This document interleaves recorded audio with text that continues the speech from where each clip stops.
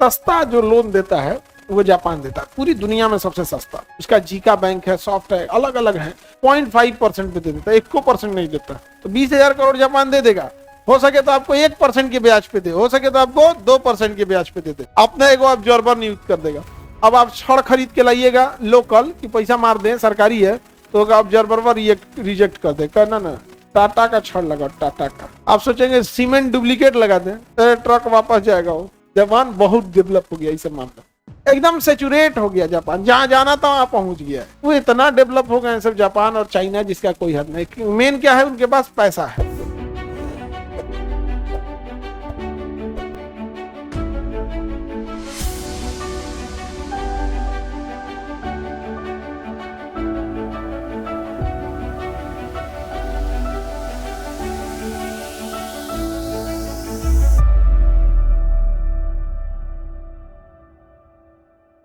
वर्तमान राज्यों को कितना परसेंट मिल रहा है? आर्टिकल 292, 293, 292, 293।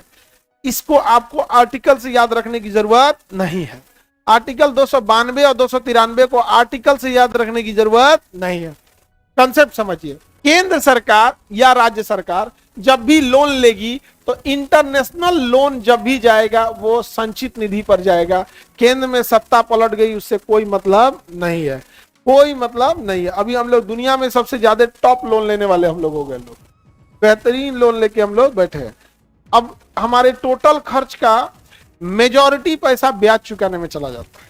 मेजॉरिटी पैसा किस में चला जाता है? ब्याज चुकाने में। मेजॉरिटी समझ में गया? लगभग वही 30 से 40% कुल खर्च का किस में चल गया है?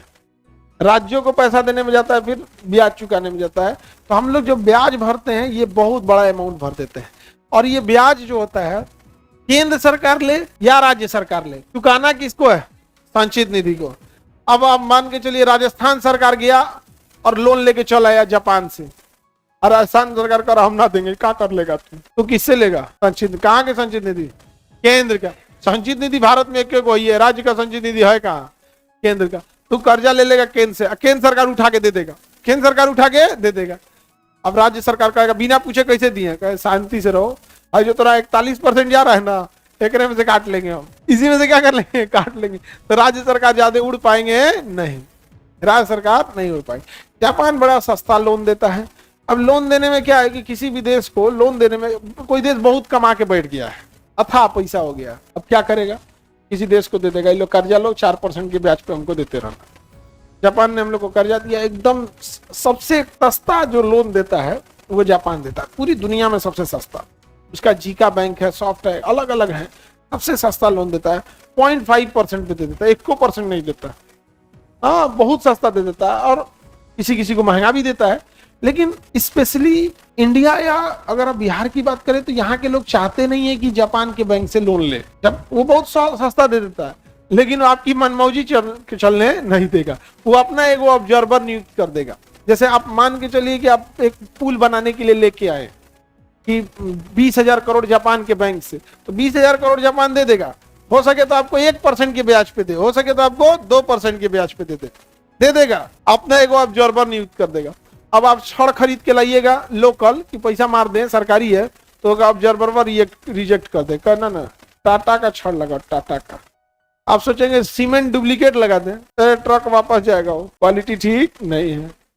आप सोचेंगे कि कौन ऐसे ने अकलेल बकलेल इंजीनियर ले आकर रख दे, तो क्या कही IIT का नहीं है, रिजेक्ट कीजिए।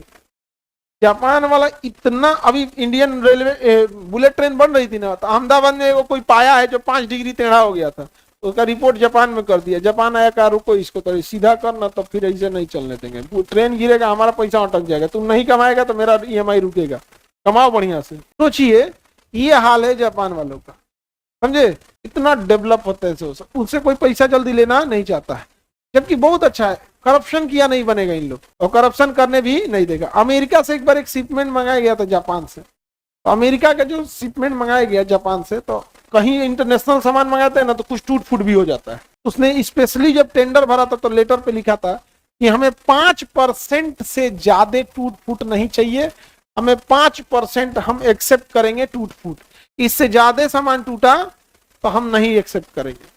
तो पता है जापान ने सामान भेजा, उसके बाद उसने एक लेटर भेजा, उस लेटर में लिखा था कि आप 5% टूटा सामान क्यों मांग रहे थे, हमको इसके लिए अलग फैक्ट्री बैठानी पड़ी थी, उसमें सामान तोड़ के फिर पैक किए। आप समझिए, जापान को इतना भरोसा था कि उसका सामान अमेरिका पहुंच जाएगा, टूटेगा ही नहीं। उसको लगा कि अमेरिका को 5% टूटल को चाहिए, कोनो काम होगा। उसने सोचा, बनाया अलग से, फिर तूरा, फिर उसको अलगे से पैक किया और उस पर चिपकाया कि this is your original and 100% perfect and this is broken edge पर योर डिमांड 5%। मैंने अलग से तो जापान बहुत डेवलप हो गया इस मामला, एकदम सेचुरेट हो गया जापान, जहां जाना था वहां पहुंच गया है एकदम। वो इतना डेवलप हो गए सब जापान और चाइना जिसका कोई हद नहीं। मेन क्या है, उनके पास पैसा है, पैसा रहेगा तो डेवलप हो। चाइना के जो टॉयलेट है ना, बाथरूम, पब्लिक टॉयलेट, वहां कोई पेशाब करने जा रहा है ना तो उसके सामने स्क्रीन लगाया हुआ है, यूरिन का रिपोर्ट दे रहा है कि पोटेशियम ज्यादा है तो जरा हार्ट अटैक आ जाएगा।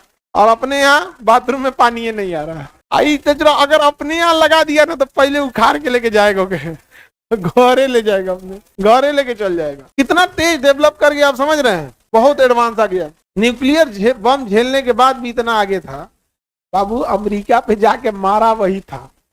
अमेरिका पे पहुंच के अगर कोई मार पाया है आज तक तो केवल जापान मारा।